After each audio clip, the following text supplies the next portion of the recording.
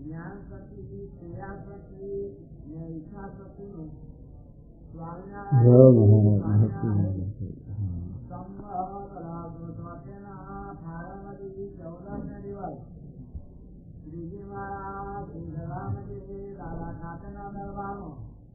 પોતાને પડવાના ઓળાની અસરી ગાડી નખાઈને વિરાન ને સર્વ દાન કર્યા હતા.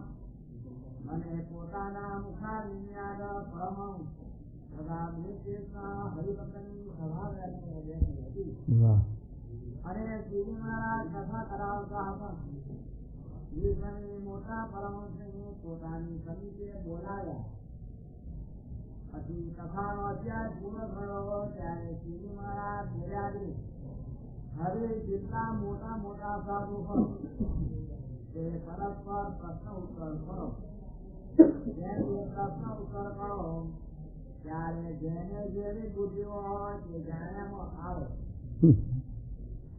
પછી સ્વયં પ્રકાશાનંદ સ્વામીએ પરમાનંદ સ્વામીને પ્રશ્ન પૂછ્યો છે, આકાશની ઉત્પત્તિ અને લય તે કયા પ્રકારે છે? આકાશની જાય પેલા સકાલીમાં જોયું, સકાલીમાં એ જાય છે આકાશની ઉત્પત્તિ લઈને. અમે આકાશની ઉત્પત્તિ લઈને જાય શું આકાશની ઉત્પત્તિ કેમ છે લઈ કેમ? તો આકાશ તો સીધાકાશ છે, તો અખંડ છે. સીધાકાશ તો પ્રકૃતિ પુરુષને પણ આધાર છે. એની ઉત્પત્તિને લઈ ગઈ આકાશ એટલે આ પોલાણ એનું માપ નથી, જો પ્રમાણે રહે જ છે. એ સીધાકાશ છે, મહદ આકાશ છે, એનું ઉત્પત્તિ લઈ નથી. આકાશમાં તો પ્રકૃતિ પુરુષનો પણ આધાર લે છે. પ્રકૃતિ પુરુષ પણ આકાશની અંદર જ વિકાસ સંકોચ વિકાસને પામે. આકાશનો તો સર્વનો આધાર લે છે. પણ એની અંદર આકાશની અંદર આ આવરણની વાત કરી બનાવે ઉત્પત્તિની. ત્યાં ગળાકાશ હોય, મથાકાશ હોય, કોઈ એવી બધે પદાર્થ આકાશ વિનાનું નથી. જેમ આકાશનો આ પૃથ્વીનો 1000મો ભાગ રક્ષણ કરી એમાં પણ મારા કે આકાશ રહેલું છે. પણ એ આકાશ એ આ પંચભૂત જેમ સાથે ઉત્પન્ન થયા રજોગુણ તમોગુણમાંથી નથી, એમ એ આકાશ પણ એવી રીતે ઉત્પન્ન થતો જણાય. એટલે એ આકાશની ઉત્પત્તિ લઈ થાય. કારણ કે ઘડાની અંદર પોલાણ છે એ આકાશ કહેવાય, પણ એ ઘડો ફૂટી જાય એટલે આકાશનો નાશ થતો નથી, પણ મહદ આકાશમાં એ આકાશ ભળી જાય છે. એટલે એનો નાશ છે એમ આપણે જાણીએ છીએ. જેમ આ જીવાત્મા છે એનો નાશ થતો નથી. જીવ તો અનાજ લેશો, ચૈતન લેશો, અસૈજભૂત લેશો, અખંડ વિનાશી લેશો, એને બાળ પણ ઘર ઘર પણ જીવાની નથી.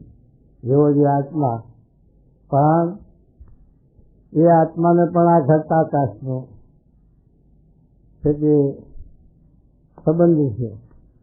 એને લઈને આવરણમાં આવ્યો એટલે જીવાત્મા, અને આપણે જણાય કે નાશ થઈ ગયો જીવ. પણ એ જીવ નાશ થતો નથી. દેહનું પૂજગળ નાશ થાય, આ ઘટાકાશ રૂપી દેહ એનો નાશ થાય, એ જીવાત્માનો નાશ થતો નથી. પણ જીવાત્માની અંદર જ્યાં સુધી કારણ શરીર છે, અજ્ઞાન છે, ત્યાં સુધી એને એનો સંબંધ ટળી જતો નથી. પાછો સંબંધ રહેશ થાય. કારણ કે આ ઘડો આ દેહનો નાશ થાય, બીજા દેહનું પૂજગળ એના કર્મ પ્રમાણે એની વાસના પ્રમાણે, એના કારણ શરીર અજ્ઞાન છે એના પ્રમાણમાં એ ભગવાન 84 યોનિમાં એને આવો ઘટાકાશ આપે, દેહ આપે. એટલે એને લઈને એ જીવાત્મા ઉત્પત્તિનો લય થાય, ઉત્પત્તિનો નાશ થાય એમ ગણાય. પણ આત્માનો ઉત્પત્તિનો લય નથી, એ તો એ દેહનો. એમ આકાશ છે એનો ઉત્પત્તિ લય નથી, પણ આવી રીતે મથાકાશ એટલે આ મકાન છે, આ રૂમ છે, એની અંદર પણ આકાશ રહેલો છે. એ આકાશ છે, પણ એ મકાનનો તમે લઈ લો, નાશ કરો, ત્યારે જે અંદર આકાશ રહેલો છે આ મહદ આકાશમાં ભરી જાય. એટલે છે કે એને આવરણ નહીં. અને જ્યાં સુધી એના આવરણ છે ત્યાં સુધી એની ઉત્પત્તિ લઈ ગણાય આકાશની. અને એ આકાશને હવામાનનો સંસર્ગ પણ લાગે. તમે ઘરની અંદર અગરબત્તી કરો તો એ એમાં સુગંધ આવે, અને જે બીજી ગમતી હોય તો એની એવી સુગંધ આવે. એવો સંસર્ગ એને લાગે. એ આ મહદ આકાશને એ સંસર્ગ ન લાગે. મારે લખ્યું 4 ભૂત, પૃથ્વી, ગ્રહ, તેજ ને વાયુ, એ 4 ભૂત થઈ આકાશની અંદર રહે છે, પણ આકાશના ભાવને પામતા નથી, અને આકાશ પણ એના ભાવને નથી પામતા. આકાશ નિર્લપ, આકાશનો એનો સંસર્ગ તો 4 ભૂતનો નથી. પછી આ પ્રશ્ન કાર્યાળીના પહેલામાં આવે છે કે તો આ સાત સ્મૃતિમાં લખ્યું છે કે 4 ભૂત છે એ આકાશના ભાવને પામી જાય છે, પણ મહારાજ કે જેમાં તત્વો છે એ ભાવને નથી પામતા. પણ મહારાજ કે એ તો અભક્તના લખ્યા. ભક્ત છે ભગવાનના ભક્ત છે, એને ભગવાનની કૃપાએ કરીને, ભગવાનની ભક્તિએ કરીને, ભગવાનની ઉપાસનાએ કરીને એ છે કે ભગવત ભાવને પામી જાય. પણ જે જગતના જીવ છે, જેને ભગવાનનો સંબંધ નથી, ભગવાનની ઉપાસના નથી, એના છે તે એ તત્વો બ્રહ્મ ભાવને, ભગવાનના ભાવને નથી પામતા. એમ છે કે આ જીવાત્મા જો નિર્વાસનિક થાય, એનું કારણસર અજ્ઞાન કરી જાય, તો પછી એને એ જેમ મહદ આકાશમાં મથાકાશને ઘટાકાશ ભરી જાય છે, એમ સચ્ચિદાનંદ બ્રહ્મ જે એની અંદર આ જીવાત્માનો વાસ, પછી એને જન્મ, મરણ, ઉત્પત્તિ લઈ નથી રહેતી. એવી રીતે આ મહારાજ આકાશની વાત કરે છે કે આકાશની ઉત્પત્તિ લઈ કેવી રીતે છે, તો આવી રીતે આકાશની ઉત્પત્તિ છે અને આકાશની નાશ. એ આકાશ મથાકાશની ઘટાકાશ, એ તમોગુણનો આકાશ કહેવાય. પૃથ્વી, જળ, તેજ, વાયુ અને આકાશનું આ પૂજતો બંધાણું, આ દેહ બંધાણું, એ પંચભૂત છે. એ તમોગુણમાંથી ઉત્પન્ન થયા, એ પંચભૂતનો જે આકાશ આવી ગયો, એ આકાશની ઉત્પત્તિ લઈ, અને એ આકાશ તમોગુણનો ભાગ થયો. અને જે મહદ આકાશ છે એ તો ચિદાકાશ, તો એને હશે કે બ્રહ્મની સાથે એકતા થઈ જાય, એટલે એની ઉત્પત્તિ લઈ નહીં. એવી રીતે મહારાજ આ વચનામતમાં આકાશની ઉત્પત્તિ સમજાવી અને તે વાત કરે છે. એમાં સચ્ચિદાનંદ બ્રહ્મ છે એ પણ વ્યાપક છે, પણ એને આ દેહ પ્રત્યેના આપણે જુદું જુદું જણાવ્યું એ ગણાય. એટલે સાચું એ ગણાય છે કે એને આ ગુણના ભાવનો સંસર્ગ થાય, એટલે એને લઈને મહારાજે લખ્યું છે કે જીવ તો બ્રહ્મને સજાતી છે, પણ દેહાધ્યાસને લઈ અને પોતે માની દે પોતાને દેહ ભાવ. એક કુલક્ષણ કે એક દેહનો ભાવ જીવમાં નથી. જીવ જુદો છે આત્મા. એને સારંગપુરના 12માં મહારાજે પણ વાત સમજાવી કે આત્માના ગુણ છે એ દેહમાં ભરતા નથી થઈ ગયા, અને દેહના ભાવ છે એ આ જીવમાં ભરતા નથી. આત્મા દેહના ભાવ શું છે કે બાળપણ, ઘરપણ, જુવાની, ફૂલ, પગ, જન્મવું મળવું આ બધા દેહના ભાવ. તો એ આત્મામાં કોઈ દેહ એ ભાવ આવે છે. અને આત્માના ભાવ છે એ અછેદ, અભેદ, અજર, અમર, સુખરૂપ, સત્તારૂપ, જ્ઞાનસ્વરૂપ, આવો જે આત્માના ગુણ છે એ આ દેહને ભરતા નથી. દેહમાં તો દેહ છે એના ગુણ જુદા છે, આત્માના ગુણ જુદા. પણ આત્મા અનાદિકાળથી દેહનો અભ્યાસ એને કરીને દેહના ભાવમાં આત્મા ભરી જાય. અને પછી એ છે કે એનો અભિનિવેશ થાય છે. એટલે બોલો હું મરી જઉં છું, હું જન્મું છું, મારે બાળ પણ આવી, ઘર પણ આવી. આ બધું પછી એને દેહના અભ્યાસને ગઈ અને જીવમાં એવી માન્યતાઓ થઈ જાય. એટલે મારે કહે છે કે એનો આ એક જ ગુણ નથી, છતાં પણ દેહના અભ્યાસને એવું માની જાય. એમ આ આકાશ છે એ પણ આવો નિર્લેપ છે, અખંડ છે. જે આકાશનો નાશ નથી. પણ જે આ છે જે આવી રીતે તમો ગુણનું જે આકાશ, મઠાકાશ, ઘટાકાશ, એ આકાશ છે એની પછી ઉત્પત્તિ લય થયા કરે. અને પણ મહાન આકાશને ભળી જાય, નાશ તો નથી થયા ને. પણ એ છે કે આપણને એમ ગણાય કે આ નાશ છે. એટલા માટે મહારાજ આ વચનાવતમાં સંતોને કહે, મહારાજ કે પ્રશ્ન ઉત્તર કરો તો જેની જેવી સમજણ, જેની જેવી બુદ્ધિ એની એક ગણી આવે. પ્રશ્ન ઉત્તરમાંથી બુદ્ધિનો વિકાસ થાય છે, બુદ્ધિ ખીલે છે અને બુદ્ધિની કસોટી થાય. એટલે મહારાજ પ્રશ્ન ઉત્તર બહુ કરાવે. આખા વચનાવતમાં જોઈએ તો બધા વચનાવતમાં પ્રશ્નનું ઉત્તર જ છે. એમાં વળી 78નું છે, લોયાનું 36 છે, એમાં કંઈ પ્રશ્ન ઉત્તરનો પાડે જ નહીં. 78માં તો 25 પ્રશ્ન ઉત્તર છે. અને એ છે કે સંતો ઉત્તર કરે, મહારાજને પછી સમજાવે, સ્પષ્ટીકરણ કરે. એમ કરીને આ બધા શાસ્ત્રોનું જ્ઞાન જીવ ન થાય. પ્રશ્ન ઉત્તર કરવાથી બુદ્ધિમાં એ વાત જલ્દી બેસી જાય અને જલ્દી યાદ રહી જાય. એટલા સારું મહારાજ પ્રશ્ન ઉત્તર કરાવતા.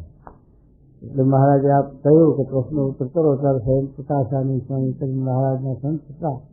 એમણે આ પ્રશ્ન કર્યો અને એમના પ્રશ્નો અમદાવાદના વચનાવતમાં ઘણા આવે. અને એમણે પ્રશ્ન કરતા આકાશની ઉત્પત્તિ લઈ કેવી રીતે છે, તો હવે મહારાજ સમજાવે. હા, હવે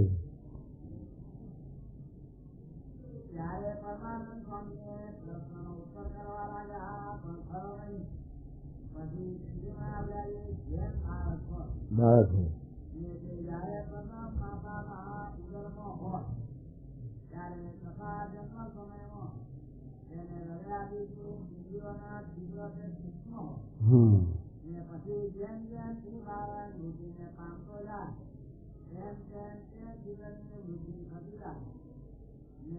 આકાશમાં ઉત્પન્ન થતો અને જયારે બધા અવસ્થાને પામે ત્યારે એના ઇન્દ્રિયોના કુદરતે સંકોચને પામતા ને તેમાં આકાશ પણ લય થતો આ દેહની વાત મહારાજ કરે કે જે બાળક હોય નાનું ત્યારે એના પૂતગળ પ્રમાણે આકાશ હોય ને, અને પાછા તેથી એ બાળક મોટું થતું જાય એમ બધા અવયવો વધતા જાય, એમ આકાશે વધતું જાય.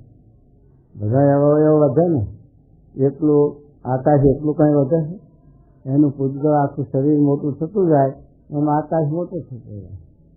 અને પાછું છે કે અવસ્થા થાય ને સંકોચ પામે અવયવો પાછા, એટલે આકાશ પણ સંકોચ પામે નહીં. એમ આકાશની ઉત્પત્તિ લઈ દેખાય આપણને. પણ છે કે બીજી રીતે ન સમજાય એ આકાશ ઉત્પત્તિ લઈ થાય છે. એમ આ છે કે આકાશની ઉત્પત્તિને લઈ આ રીતે મહારાજ સમજાવે કે આવી રીતે આકાશને સંકોચ વિકાસ અવસ્થાને દરેક વસ્તુમાં આપણે સુધી આ ચામડાની મસ્તક હોય અને પછી એમાં પાણી ન ભર્યું હોય સુકાય ત્યારે ચાપડા જેવું થઈ જાય, અને પછી એને પાણી બોળે અને પલળે પછી એ ફૂલાય. એની અંદર છે તે પાણી ભરાતું જાય. પાણી ભરાય એટલે આકાશનો ભાગ એમાં હમી જાય, અને પાણીથી ખાલી થાય તો આકાશનો ભાગ નહીં હોય, હવા હોય, ખાલી તો રહે જ નહીં. જે ખાલી વસ્તુ હોય એમાં આકાશમાં હવા રહે નથી. સંબંધ થઈ ગયા બધાને સ્વામીને ખાસ સારા બંધ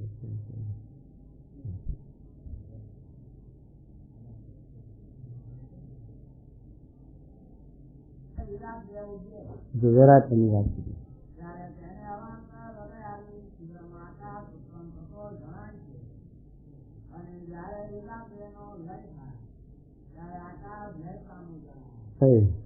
વૈરાટની વાત કરી.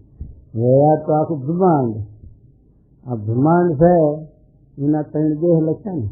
આપણો સ્થૂળ સૂક્ષ્મ કારણ છે એનું વૈરાટ. પછી સૂત્રાત્માનો અવ્યા છે કે 2 સૂક્ષ્મ કારણ છે. અને આ વૈરાટ આપણે દ્રષ્ટિગોચર થાય છે એ છે સ્થૂળ દેહ છે. પણ એની અંદર પણ એના પ્રમાણમાં આકાશ, સૂક્ષ્મ વસ્તુ હોય, પૃથ્વીની રચકણ હોય એમાં આકાશ હોય, એના પ્રમાણમાં આકાશ. અને એ વૈરાટ હોય તો વૈરાટના પ્રમાણમાં આકાશ. પણ એની ઉત્પત્તિ લઈ આવી કે સંકોચ વિકાસ થાય, એને લઈને આકાશ સંકોચ વિકાસ અવસ્થાને પામતો દેખાય. પણ એ સંકોચ વિકાસ અવસ્થા એટલે એને નાશ તો આકાશ નથી. એ આકાશ છે એ મહદ આકાશની સાથે એનો સંબંધ છે. વચમાં પડ્યું એનું નિષ્કુળાન સ્વામીએ સહેજાનંદ સિંધુની ટિપ્પણી સિદ્ધપદ લખ્યું છે ને કે પાણીનો ઘડો ભરી અને આપણે તળાવમાં મૂકીએ, ઘડો ફૂટી જાય તો પાણીનો વેલો કેટલે જાય? એ પાણી પેલા પાણીમાં સમાઈ જાય છે અને ઘડોનો નાશ થાય. એમાં જે આકાશ રહેલું એ ઘટાકાશ મઠાકાશ નાશ થાય પણ મહદ આકાશ સાથે ભરી છે. એને આવવા જવાનું છે નહીં, આવન જાવન નથી. એમ તે આ જીવાત્મા છે એને પણ આપણે સાકાર ધનની ઉપાસના છે એટલે સાકાર આપણે સમજીએ છીએ. એટલે ધ્યાન છે કે જળની અંદર જળ જંતુઓ નથી રહેતા, માંસમાં રહે છે, કાચબા રહે છે, ઘણા પ્રકારના પશુઓ પાણીની અંદર પણ રહેનારા વાસ કરનારા હોય છે. એમ પછી આ જીવાતમાં પણ સચ્ચિદાનંદ બ્રહ્મની સાથે મળી રહ્યા છે. સાકાર બ્રહ્મની ઉપાસના તો સાકારી છે, નિરાકારની બ્રહ્મની ઉપાસના કરે તો હવે તમામ કાલે આવ્યું હતું ને બ્રહ્મ સુખી લીન થાય એટલે બ્રહ્મની વચ્ચે ભરી જાય છે. પાણીમાં પાણી, નદીઓની પાણી દરિયામાં ભરી જાય એમ 2 પ્રકારે વાત કરી છે. એટલે મહારાજ કહે છે આવી રીતે જે વૈરાટ નારાયણ છે એ વૈરાટ નારાયણની જે સંકોચની વિકાસ અવસ્થા એની સાથે સાથે આકાશની સંકોચ વિકાસ અવસ્થા ગણાય છે. પણ આકાશનો નાશ તો નથી, મહદ આકાશને ભરી જાય. પછી શું કે મહારાજ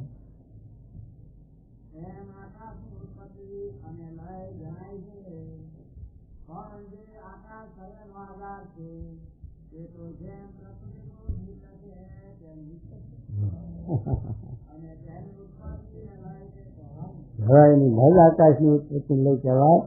જેમ પ્રકૃતિ પુરુષની અખંડ છે એમાં આકાશ પણ અખંડ છે, એની ઉત્પત્તિ લઈ છે નહીં. પણ આવી રીતે આકાશની ઉત્પત્તિ લઈ આ છે કે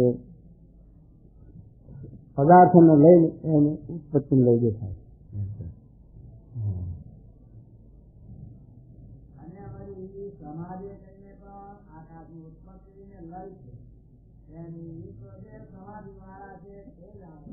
સમાધિ વાળાને ખબર પડે, સમાધિમાં જતા હોય એના ઉત્પત્તિ લઈને ખબર પડે. સમાધિ સપના જેવું, બીજું શું? સપનામાં ભ્રમણ ભાગ્યું, સપનામાં પાછું સર્જન થયું.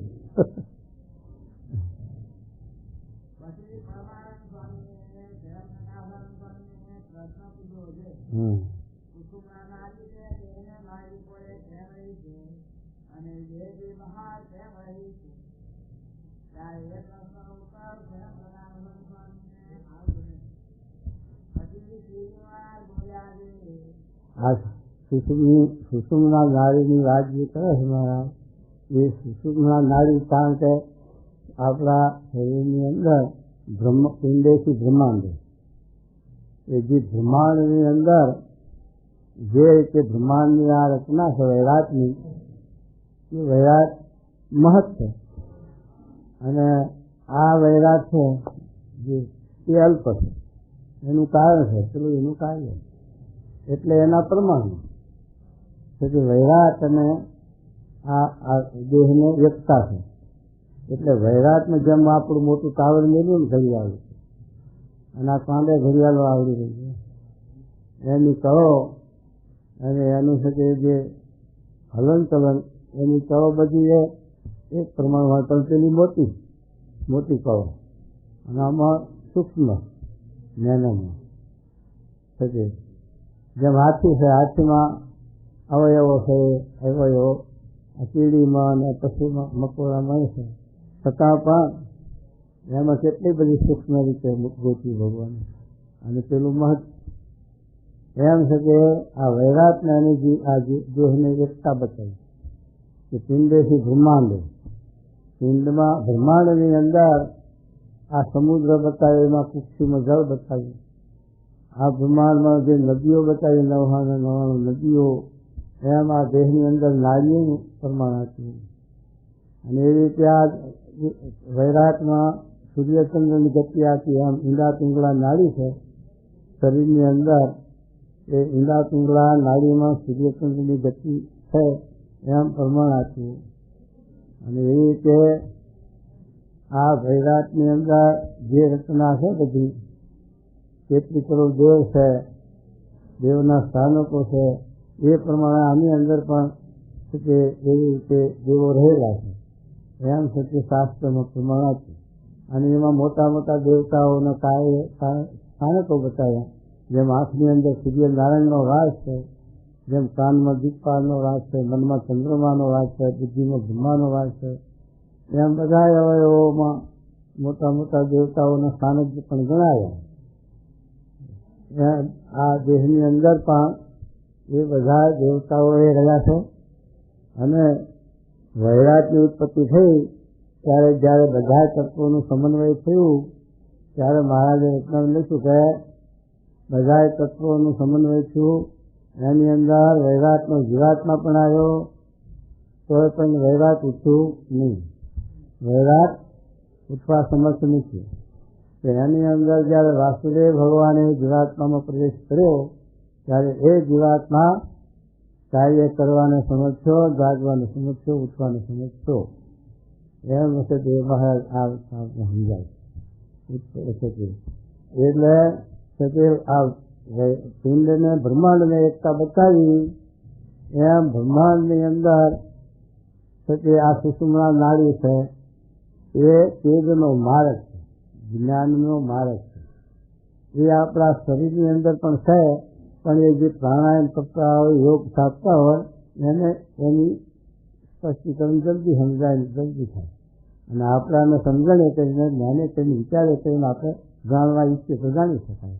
તો મારા જ્યાં શરીરની અંદર ખતચક્ર લખ્યા છે, મૂળાધાર ને સ્વાધિષ્ઠાન ને મણિપુર ને અનાહત વિશુદ્ધિ આજ્ઞા, આવી રીતે છે કે 6 ચક્રો લખ્યા એની ગતિ, એના દેવોનો સ્થાનક પણ આવતા છે. અને એ છે કે સતચક્રને ભેગી અને બ્રહ્મરંગની અંદર જ્યારે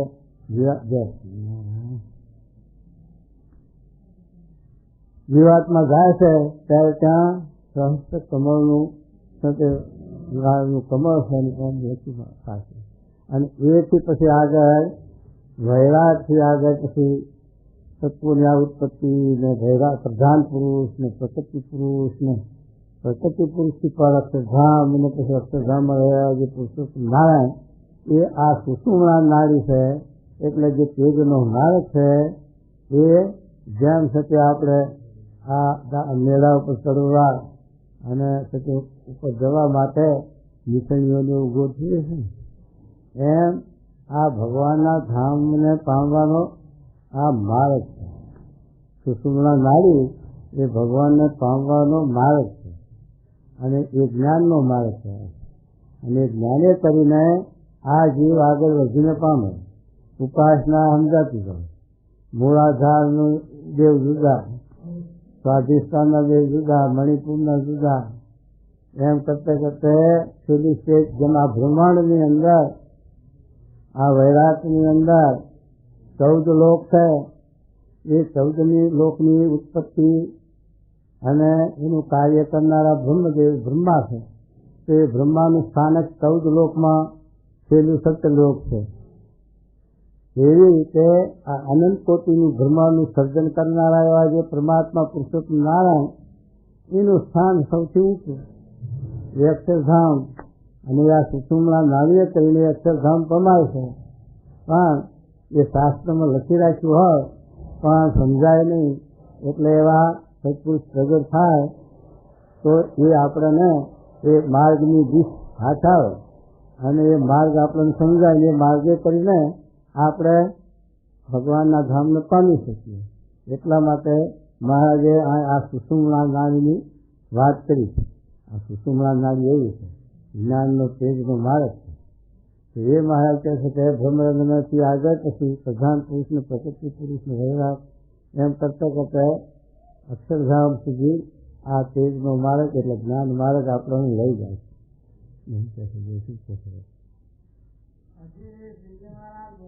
હા, જે આ બ્રહ્માંડમાં જેટલું કારખાનું છે, કારખાનાનું ક્યાં પાર છે? હા, મહારાજ પોતે કહે છે, આપણે કહેતા નથી કે જેટલું આ બ્રહ્માંડમાં કારખાનું છે, કારખાનું એટલે શું? એનું સંચાલન થાય છે, કાર્ય એ બધું આ પિંડમાં છે, આ દેહની અંદર છે. દેહ પણ એક વૈરાગનું સૂક્ષ્મ સ્વરૂપ છે. એવું પિંડેથી બ્રહ્માંડ એમ કરીને મહારાજ આ વાત સમજાવે છે. 12ના મધ્યનામાં આ કઈ વાત કરી છે, પિંડેથી બ્રહ્માંડની વાત કરી છે મહારાજે. અને આમાં પણ આ મહારાજ વાત કરે છે. તો શું કહે છે? જુઓ, આ પિંડમાં એટલે આપણા શરીરમાં અલ્પ છે. અલ્પ એટલે સૂક્ષ્મ. કારણ કે શું કે કીડીના આંખો કેવડી હોય? આપણી આંખોમાં 5, 10, 25 કીડીઓ હંમેશા. એની કીડીની આંખ તો કેટલી હોય? મહારાજે લખ્યું કે કીડીના પગમાં કાંટો વાગ્યો હોય તો નયની તો બરસી તો એનાથી નીકળે. એ તો બહુ જ સૂક્ષ્મ લોટું જોઈએ. એમ આ છે તે મહારાજ સૂક્ષ્મની વાત કરે છે. આ પિંડ છે બ્રહ્માંડ. બ્રહ્માંડ ક્યાં અને પિંડ ક્યાં એની આગળ છતાં પણ એના જેટલી જ એમાં સંચાલન છે, કાર્ય છે, ક્રિયા છે.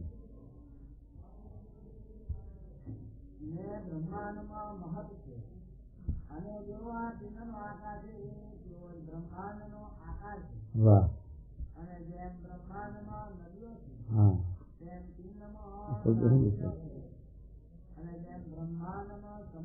હા,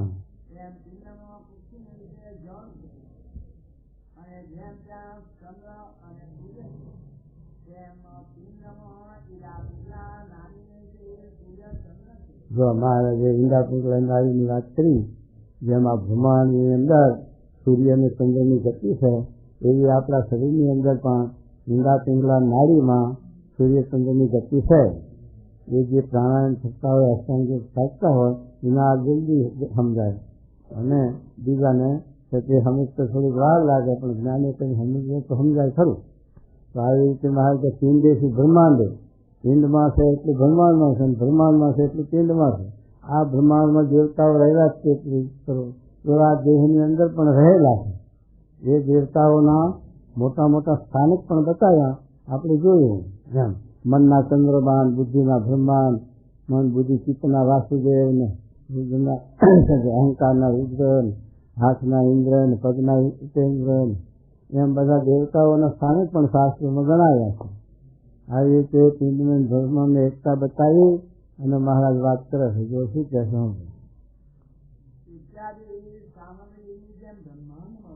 ઇત્યાદિ બધી સામગ્રીઓ આ બ્રહ્માંડમાં છે, એ પ્રમાણે જ આ દેહમાં આ દુનિયામાં દરિયો સમુદ્ર છે, તો સમુદ્ર આ વૈરાટના પ્રમાણમાં મોટો સમુદ્ર અને આ દેહના પ્રમાણમાં સૂક્ષ્મ સમુદ્ર. કુક્ષીની અંદર જળ કાયમ રહે. આ ઊંટ છે, ઊંટના અંદર એની કુક્ષીમાં પાણી રહે. એ જ્યારે મુસાફરી કરે લોક રણની મુસાફરી હોય અને લાંબુ રણ હોય અને માણસનો પ્રાણ જતો હોય તો એ ઊંટના કુક્ષીમાંથી એ પાણી કાઢે અને એને કરીને પોતાનો જીવ બચાવે છે. એવું છે કે ઘણા ઠેકાણે સાંભળવામાં આવે છે કે આવી રીતે ઊંટને કુક્ષીમાં જળ રહે છે. કેવું જળ આમ શુદ્ધ પવિત્ર જેવું ભર્યું રહે. જેમ છે કે આપણે પેલા નથી રાખતા તંબુ જેવું બધું પાણી કાઢી રાખવા જેવા માણસો રાખે છે ને આપણે એટલે વાહ શું કહેવાય હે થર્મોમીટર થર્મસ એ થર્મસ ના જેવું એમાં આ પાણી છે તે રહે છે. એ છે કે જયારે પ્રાણનો બચાવ કરવો હોય સામાન્ય રીતે તરફ લાગે તો કઈ એક કાર્ય ન થાય, ઊંટને મરાય નહીં. પણ જયારે પ્રાણનો અંત આવતો હોય ત્યારે એ આ પ્રાણને બચાવવા માટે આવી રીતે કરે એમ કહે છે. એમાં કુક્ષીની અંદર આપણે પણ એવી રીતે જળ રહેલું.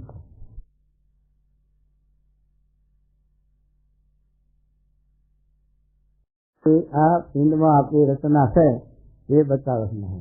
પછી શું કહે છે?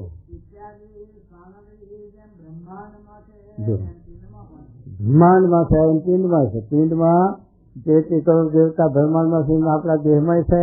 આપણા દેહની અંદર જેમ વૈરાટ નારાયણનો આત્મા વૈરાટમાં છે એ રીતે આપણો આત્મા જીવાત્મા આપણા દેહમાં પણ છે. અને એની અંદર પરમાત્મા પણ સાક્ષી રૂપે રહેલા છે. દરેકના આત્મામાં પરમાત્મા સાક્ષી રૂપે રહેલા છે. એ છે કે જીવને ખબર ના હોય એ તો જયારે એ માર્ગે ચાલે અને જેને આવી રીતે શાસ્ત્રનો શક્તિનું સમાગમ થાય જ્ઞાન થાય તો એના આત્માનો અને પરમાત્માનું જ્ઞાન પણ આવે સાક્ષાત્કાર થાય ત્યાં સુધી એને ખબર ના પડે. પણ આ દેહનું જે સંચાલન કરે છે એ આ પરમાત્મા જ કરે છે ને કે એ હાલે નહીં. કારણ કે મહારાજે લખ્યું કે વૈરાટ નારાયણમાં બધા તત્વો હતા, જીવ હતો, બધું હતું, પણ વૈરાટ ઉઠ્યું નહીં. જયારે વાસુદેવ ભગવાને પ્રવેશ કર્યો ત્યારે વૈરાટ ઉઠવા સમર્થ થયું. એમ આપણા દેહની અંદર પણ એ સાક્ષી રીતે પરમાત્મા રહેલા છે. એની પ્રેરણાથી જ આ ક્રિયા શક્તિ, ઈચ્છા શક્તિ, જ્ઞાન શક્તિની વાત મહારાજ આગળ કરે છે. એ એમની પ્રેરણાથી જ થાય ને તે એ થાય નહીં. શું કે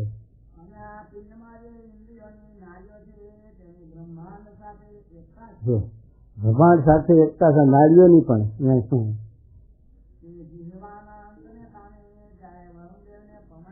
કારણ કે જીવ્યાના દેવ કોણ છે? આ જીભના દેવ વરુણ દેવ છે. તો એ જીવ્યાના અંતને પામે તો વરુણ દેવને પમાય એટલે શું કે જીવ્યાના અંતને પામ્યો ત્યારે કહેવાય કે જીવ્યાને કાબુમાં રાખે, વશ રાખે. જીવ્યા ખાવામાં પીવામાં તે વશ રાખે. નકર તો આ લૂલી એવી લપટારા મારે કે ન ખાવાનું ખાવા માંડી પડે એવી સ્વાગણી છે. તો તારા માંસ ખાય લોકો, દારૂ પીએ શું એમાં શું સ્વાદ છે? પણ એ જીભ લપટારા મારે છે. એટલે મારે કહે છે જીવ્યાના અંતને પામ્યો ક્યારે કહેવાય કે જીવ્યા કાબુમાં રાખે, સ્વાદમાં પણ કાબુ રાખે, બોલવામાં પણ. જીવ્યા આ જીભ છે લાડવાય ખવાય અને ઢોકાય ખવાય બોલવામાં. આવું છે. એક બોલવાના શબ્દમાં આખું મહાભારત થયું. મહાભારત જે પાંડવ કૌરવોનું યુદ્ધ જાગ્યું એક શબ્દમાંથી જાગ્યું. દ્રૌપદી એ બોલ્યા કે આંધળાનો તો આંધળા જ હોય ને, એ દુર્યોધનને શબ્દ અસર કરી ગયો. એ શબ્દ એના હૃદયને ચોંટી ગયો. તે ફરી સભામાં દ્રૌપદીની લાજ પણ લીધી અને આખું આ કુરુક્ષેત્ર ઉભું થયું. અને આવી રીતે આ રામાયણનું પણ ઉત્પત્તિ જોઈએ તો સીતાજીના શબ્દમાં હે લક્ષ્મણ, તારા મને એમ છે કે રામ મળે સીતા વડે પણ જીત ચડીને બધી, પણ લક્ષ્મણજી તો માતા તરીકે 14 વર્ષથી સેવામાં હતા. એવી એમને ભાવના હતી નહીં. છતાં પણ સીતાજીનું આવું છે કે ભાન થઈ ગયું અને લક્ષ્મણજીને આવા વચન માર્યા એટલે લક્ષ્મણજીને અહીંથી જવું પડ્યું. અને એમને જવું પડ્યું રામના તરફ. એટલે આ રાવણ આવીને આ કાજે કરી ગયો એમને ઉપાડી ગયો. અને એમાંથી પછી આખી આ બધી રામાયણ થઈ એટલે એમાં શબ્દનું આવું છે. એટલે શબ્દનું છે કે આ જીવ છે એ જીવ્યા છે એ સ્વાદ અને સદવાણી એ જો એને સંયમનો નિયમ હોય તો છે કે એ જીવ્યાના અંતને પામ્યો અને જીવ્યાના દેવતા જે એના અંતને પામ્યો. અને દુનિયામાં કહેવત છે સામાન્ય રીતે કર કસોટો ને જીબડી જે કોઈ કરે રસ એને દુનિયામાં કોઈ ન કે થશે.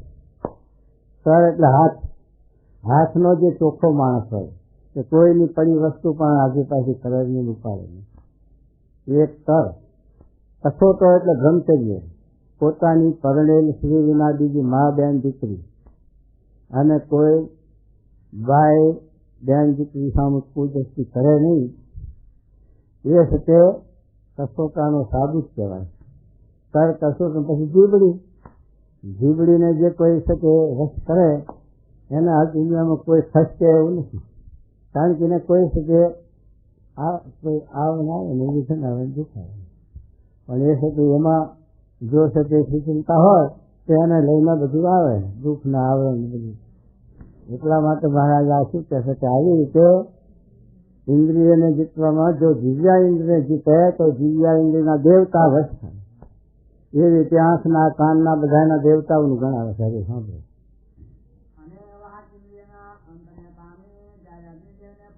મુખના દેવ અગ્નિ છે. એ અગ્નિદેવને જીતવા હોય તો આ મુખને એટલે વાણીને નિયમમાં કહ્યું. શું કહે છે આ સાંભળી વાયુદેવને પામવા હોય તો ત્વચાને જીતવી પડે. ત્વચાને કેમ જીતી કહેવાય? તેને કે સાધુનું વિશ્વ બરહત અને એવું જે છે કે એના એ એના માંથી નીકળી જાય અને એ પછી કુંવારું ને લીસું ને એવું છે કે એને ના રહે તો એ છે કે વાયુદેવના અંતને પામ્યું કહેવાય. એમ કે શું કહે છે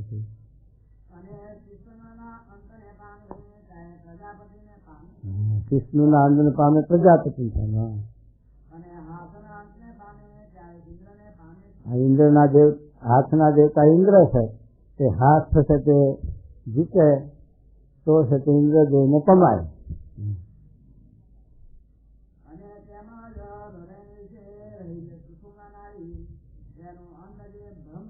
હા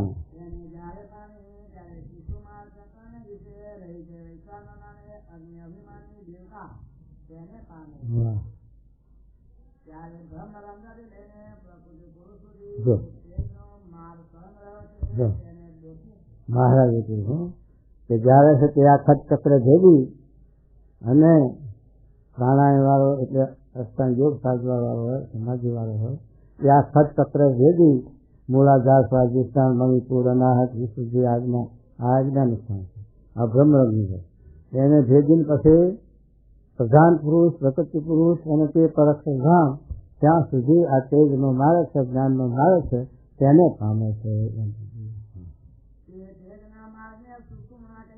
એ તેજના માર્ગ ને સુષુમ્ના નાડી ચાલવામાં આવી છે.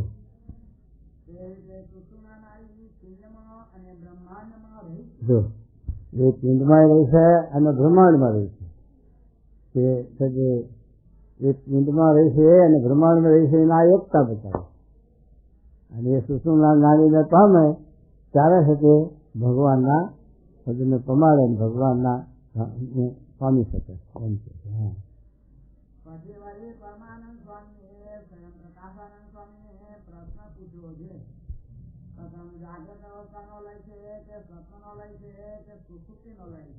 આ છે પેલો શેનો લય છે? જાગ્રતનો, સુષુપ્તિનો, સ્વપ્નનો એ વાત સમજાય. શું કહે છે મારા નથી આવડે.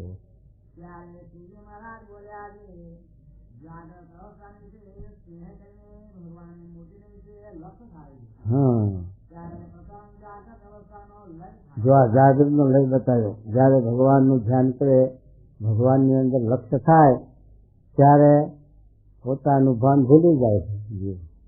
જેમ ગોરધનભાઈની સમાધિ થતી નિશુન હાથ હરતું પૂછ્યું અને બાળક લીધું, પેલા લુગડાના જોગું બાળક લીધું. પેલું હાલ મેં હરવડ્યું તારે બીજા જોયું તો ત્યાં ગોરધના શું લઈ જાય કે લુગડા જોવા જાય, પણ આ લુગડા પણ હરવડે છે ને કે ના કાંઈ નથી, તો જોવા જાય બાળક. તો આટલું બધું શીખવું, આટલું બધું અંદર એમ છે કે આ જાગૃતનો લઈ ભગવાનમાં એને લક્ષ્ય થાય. પેલાને ગમશે કે આ ગોપીઓને ભગવાનમાં લક્ષ્ય હતો તો વાસણા છોડવા, લુગડા પહેરવા, આવરા હવરા પહેરી દે અને વાસણા છોડવા ભૂલી જાય, છોડ્યા હોય તો બાંધવા ભૂલી જાય. આવી રીતની જે છે તે ઉપસમ અવસ્થા જેને કીધી અમદાવાદના ત્રીજા રત્નાવતમાં ઉપસમ કીધું ને, એવી રીતે એને ભગવાનમાં આવી રીતે લક્ષ્ય થાય તો એને આ જાગૃત અવસ્થાનો એમાં લય થાય છે એમ છે. હવે પછી સુસુપ્તિનો નિર્ણય શું કહે છે? અને પછી સપનાનો અને સુસુપ્તિનો લય થાય. અને જ્યારે મને કહીને ચિંતન કરતે કરતે સ્વપ્ન વિશે ભગવાનની મૂર્તિમાં લક્ષ્ય થાય ત્યારે પ્રથમ સ્વપ્નનો લય થાય અને પછી જાગૃતનો અને સુસુપ્તિનો લય થાય. અને જ્યારે ભગવાનની મૂર્તિનું ચિંતન કરતે કરતે ઉપસમપણે કરીને લક્ષ્ય થાય ત્યારે પ્રથમ સુસુપ્તિનો લય થાય અને પછી જાગ્રતનો અને સ્વપ્નનો લય થાય છે. એવી રીતે એક પ્રસંગ ઉત્તર કરે. પેલા કથામાં આવેલું એવું જ આવેલું છે ને, અત્યારે અવસ્થામાં બબે અવસ્થાઓ કેમ રહી છે સઠું ને, સઠું એમાં પણ આવી રીતે સત્ય આપી છે. આવી રીતે સત્ય સમાધિમાં પણ આપણા સપના અવસ્થામાં પણ આવી રીતે સપનાનો પહેલો લઈ અને પછી જાગ્રતને સુસુપ્તિનો લઈ થઈ જાય અને સુસુપ્તિમાં વળી પહેલો સુસુપ્તિનો લઈ જતા પછી જાગ્રતને સપનાનો લઈ જતા. પછી શું કહે મહારાજ? પછી વળી સ્વયં પ્રકાશાનંદ સ્વામીએ પરમાનંદ સ્વામીને પ્રશ્ન પૂછ્યો છે, ભગવાન વિશે જ્ઞાન શક્તિ, ક્રિયા શક્તિ અને ઈચ્છા શક્તિ છે એ કેમ સમજ્યા? મહારાજે પ્રશ્ન આ પાછો ક્રિયા શક્તિ, ઈચ્છા શક્તિ ને જ્ઞાન શક્તિ આ ભગવાન મહારાજ ગુણાતી સ્વામી બોલ્યા ને કે આપણે સ્વપ્નમાં જવું હોય તો જવાય નહીં અને સુસુપ્તિમાં જવું હોય જવાય નહીં અને સુસુપ્તિમાં કોઈ ચોર આવીને લૂંટી જાય તો પણ જગાય નહીં.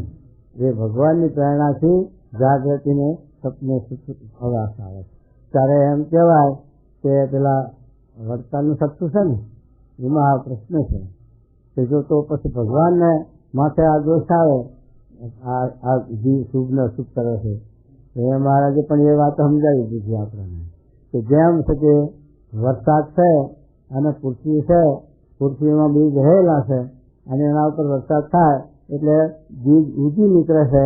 એ આ વરસાદનું કાર્ય છે, પણ જે ભાવ છે બીજના એ ભાવ બદલાતા નથી. એમાં એનું કર્તવ્ય નથી. વરસાદનું કે પૃથ્વીનું કર્તવ્ય એ નથી, એ તો એનો ઉદ્ભવ કરવાનું કર્તવ્ય છે. એમ ભગવાન છે એ આ જીવને સુસુપ્તિમાંથી જાગૃત કરવાનું એમનું કર્તવ્ય છે, પણ કર્મબંધન તો જીવના જ છે. એ કર્મબંધન જીવના માથે છે. જો સત્વગુણી કર્મ કરે તે પ્રમાણે એને ફળ મળે, રજોગુણી કર્મ કરે તે રીતે ફળ મળે, તમોગુણી કર્મ કરે એક રીતે ફળ મળે. આ તમને હથિયાર આપ્યું, જાઓ તમને આ તરવાનો પરમાણુ આપવામાં આવે છે, પણ એ પોતાની રક્ષા કરવા માટે પરમાણુ આપ્યો છે, પણ પોતાના પેટમાં મારે કે પોતાનું ગળું કાપવા પરમાણુ આપ્યો નથી. એમ આપણને ભગવાને આ મનુષ્ય આપ્યો કે આ જીવના મોક્ષ અર્થે, કલ્યાણ અર્થે અને ભગવાનના પદને પામવા અર્થે આ દેહને આપ્યો. પછી એનો ઉપયોગ આપણે આ જગતના મોહમાં, જગતના વિષયમાં એનો ઉપયોગ કરીએ તો પછી એ રીતે એનું ફળ મળે અને આ રીતે કરીએ તો આ રીતે ફળ મળે. એટલા માટે કે ભગવાનની ક્રિયાશક્તિ, ઈચ્છાશક્તિ, જ્ઞાન શક્તિ છે એ આવી રીતે પ્રેરણાદાયક છે, પણ કે પછી જીવના કર્મ પ્રમાણે રજોગુણી કર્મ કર્યા હોય તે રીતે ફળ મળે. તમોગુણી કર્મ કર્યા હોય તો પાતાળ લોકને પામે, રજોગુણી કર્મ કર્યા હોય તો મૃત્યુ લોકને પામે, સત્વગુણી કર્મ કર્યા દેવ લોકને પામે. મધ્યના 45 પણ આ વાત મહારાજે લખી છે, સમજાવી. એટલે આ ક્રિયાશક્તિ, જ્ઞાન શક્તિને ભગવાનની લખી એ ભગવાન કારણ કે આ દેહની અંદર વૈરાટ નારાયણમાં બધું આવ્યું તો વૈરાટ ના ઉઠું, જ્યારે વાસુદેવ પ્રવેશ કર્યો ત્યારે ઉઠું, તેમ આ જીવમાં પણ વાસુદેવનો પાસ છે. એટલે વાસુદેવની પ્રેરણાથી આ જીવની જાગૃતિ છે અને પછી આ કર્મ કરવા સમર્થ થાય છે. પછી કર્મ તમોગુણી કર્મ કરે તો પછી એને એ ભોગવવાનું ને એને એનું ફળ, એમાં ભગવાનને માથે નહીં પછી લેવા દેવા. એ રીતે આ ભગવાનની ક્રિયાશક્તિ, ઈચ્છાશક્તિ, જ્ઞાન શક્તિ એમ મહારાજ કહે છે. શું કહે છે?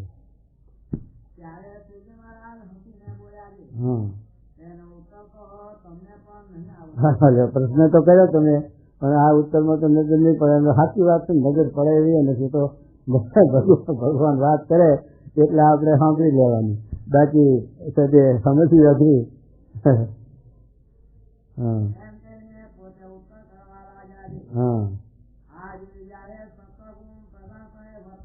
જો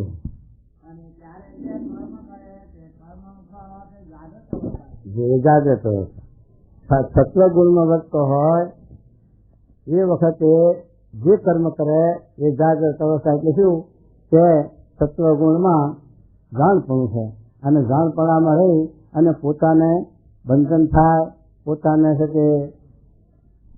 અને અશુભ ક્રિયા કે ખોટી ક્રિયા એ જાણપણાવાળો ન કરે.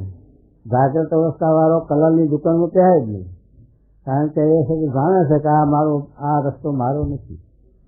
એટલે જાગૃત અવસ્થા સત્વગુણી કર્મ છે. એ જાગૃત અવસ્થા એ સત્વગુણી કર્મ છે. હવે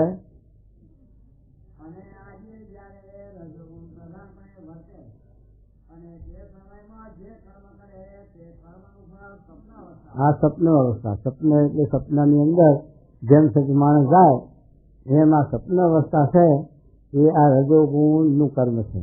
રજોગુણનું કર્મ એટલે આ જે સપન અવસ્થામાં મારું ને તારું ને હું તું ને જે આ ધમાલ કરી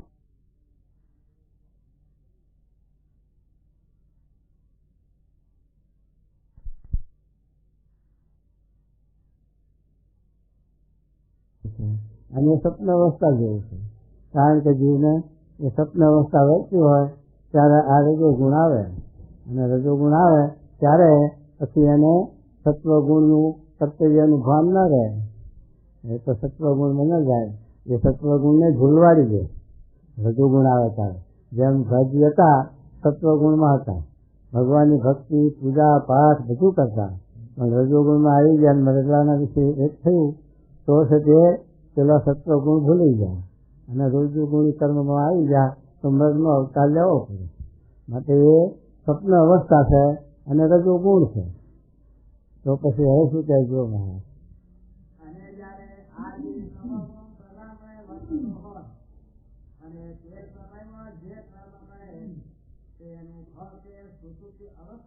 હવે તો તમોગુણી કર્મ શું છે કે ક્રોધ, કામ, લોભ, સ્વાદ, માન એવા જે દુર્ગુણો છે એ બધા તમોગુણના છે.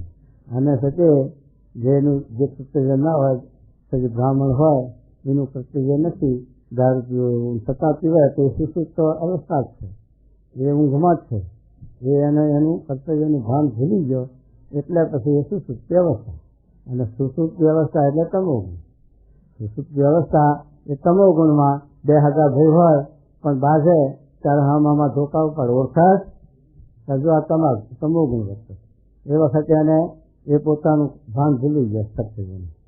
જો 1000 ભય હોય તો ઓળખાશ ત્યારે એ વખતે એને આ તમોગુણ આવે. એ તમોગુણ બોલે છે, એ પોતે નથી બોલતો એમ. માટે આવી રીતે જ્યારે ગુણનો પ્રવેશ થાય ત્યારે પોતાનું ભાન ભૂલાવે ત્યારે સુસુપ્તિ અવસ્થા કહેવાય. એ સુસુપ્તિ અવસ્થામાં જાય ત્યારે ક્રોધમાં ભાન ન રહે. એટલા હારું મારે કીધું ને રાજાણીના 12ના વચનાત્મા કહ્યું છે વાત કે જે ક્રોધ છે એ તમોગુણ છે અને એની અંદર જે એનું પછી યાદ ન રહે. અને સત્વગુણમાં જાણપણું છે એટલે એ પણ મૂકી દે. પણ રજોગુણ છે એ બહુ વિચિત્ર. એ 45ના વચનાત્મા રજોગુણ છે એની અંદર જે ઘાટ સંકલ્પ થાય છે એના દંશ બેસી જાય. પણ તમોગુણમાં અને સત્વગુણમાં દંશ બેસતો નથી. 30નું વચનાવત પણ મહારાજે આપણને દંશ બેસે છે નથી બેસતું, એનું 30નું વચનાવત પણ સમજાવ્યું છે. તો દંશ બેસવાનું શું કારણ છે? તો કે રજોગુણ છે, એની અંદર જે દંશ આપણને શબ્દ લાગે એ ચોટી જાય. તમોગુણની અંદર 2 ભાન છે, એટલે એ પછી ભૂલી જાય જાણતું. અને સત્વગુણમાં પ્રકાશ છે, એટલે એ પણ સજે સમજણે કરીને મૂકી દે. પણ રજોગુણમાં જે શબ્દ આવે એ શબ્દ અસર કરી જાય, એ ચોટી જાય, પછી એ જાય નહીં. એ શબ્દ સાંભળ્યા કરે. જે પેલા 52 લટકું સાંભળ્યું એ રજોગુણમાં, એ રજોગુણ કહેવાય. અને એ રજોગુણમાં એને એ શબ્દનું 40 વર્ષથી યાદ રહેશે, જતું નથી એમ છે. તો પછી શું કહે છે મહારાજ?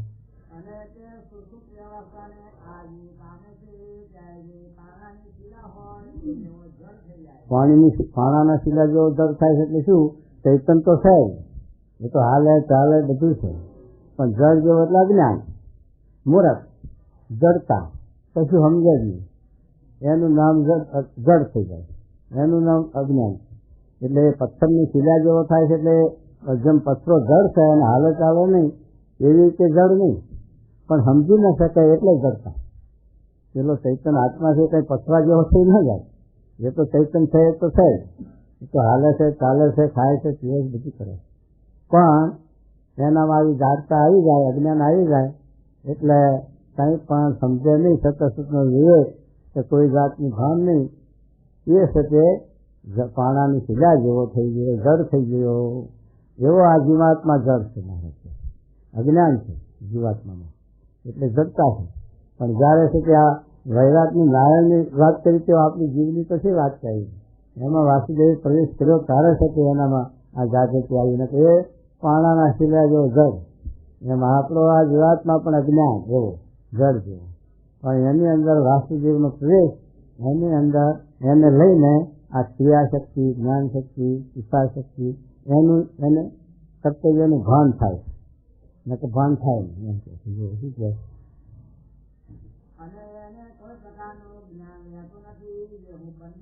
જો હું પંડિત છું, મૂર્ખ છું,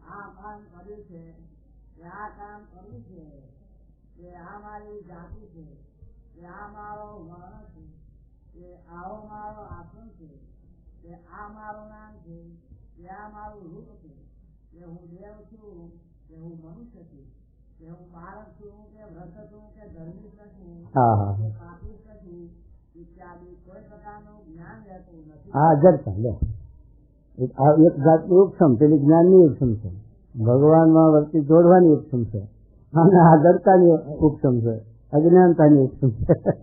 પેલાને જેમ ઉપસમની વાત કરીને, એને ઉપસમમાં ભગવાનની મૂર્તિનું લક્ષ્ય થાય એટલે બીજું ભાન રહેતું નથી. એમ આને આ જડતાને લઈને ભાન રહેતું નથી. એટલે માટે હું કોણ છું એનું ભાન ન રહે, ઉચ્ચ કુળનો છું કે નીચ કુળનો છું કે મારું શું કર્તવ્ય છે કે એવું ભાન ન રહે. એટલે મહારાજ આ બધું ગણાવ્યું. આવી રીતે એને કર્તવ્યનું કોઈ પ્રકારનું ભાન નથી રહેતું, એટલે એ જીવ અજ્ઞાન તમોગુણમાં છે, અને અજ્ઞાન અવસ્થા છે, એટલે જડતા છે.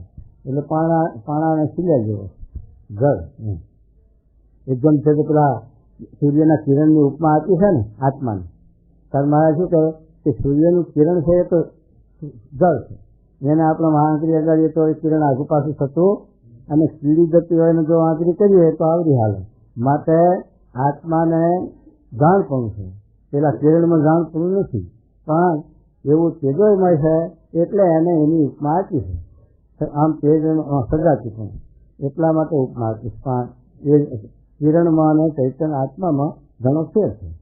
એમાં જાણપણું છે, પેલા નથી.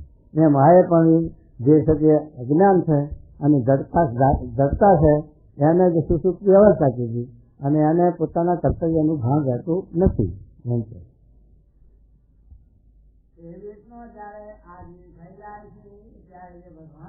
હા,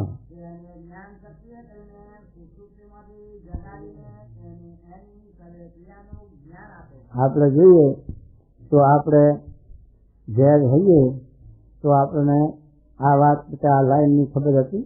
આપણે ઘેર હોઈએ તો ભણવામાં કાંતો શીખે, કાંતો છે તે નોકરી ધંધામાં શીખે, કાંતો છે તે હરવા સભામાં મોજ શોખમાં વર્તી હોય. એટલે આપણા જીવમાં આ જાગતા હતી, અજ્ઞાન હતું. પણ આપણને સ્વામીને જોગી મહારાજનો જોગ થયો, પ્રમુખ સ્વામી જેવા સત્પુરુષનો જોગ થયો, તો આપણને આ કેટલી જાગૃતિ આવી, કેટલું જાણપણું આવ્યું, કેટલો વિચાર આવ્યો, અને આપણને આત્માનું ભાન થયું, દેહનું ભાન થયું, દેહનું શું સ્વરૂપ છે, આત્માનું શું સ્વરૂપ છે, અને આ બધી પ્રકારનું જે આપણને જાણપણું આવ્યું, તો એ સ્વામીના આપણને પ્રસંગથી, સમાગમથી આ છે તે જાગૃતિ આવી. એમ છે કે ભગવાન કે સત્પુરુષના જોગે કરીને આ જીવમાં જે ગુણના ભાવ વર્તે છે એ ભાવોની જાણપૂર્ણ આવે, અને એ ભાવોથી પર નિર્ગુણ ભાવને પણ પમાય, અને આ જીવનો મોક્ષ પણ થાય. પણ ક્યારે થાય કે સત્પુરુષનો સમાગમ મળે તો. સત્પુરુષના સમાગમથી આ શકે જીવને ગુણના ભાવ કરી અને શકે પોતાના સ્વરૂપનું ભાન થાય, ન તો થતું નથી. તો શું કહે છે? ક્રિયાનું જ્ઞાન આપે છે એ જ્ઞાન શક્તિ. કોણ જ્ઞાન આપે છે? ભગવાન પોતે છે આ જીવાત્માની અંદર રહ્યા છે સાચી રીતે. એ છે તે આપણને જીવને જ્ઞાન આપે છે. એને કરીને આ જીવને જાગૃતિ આવે. હા, અને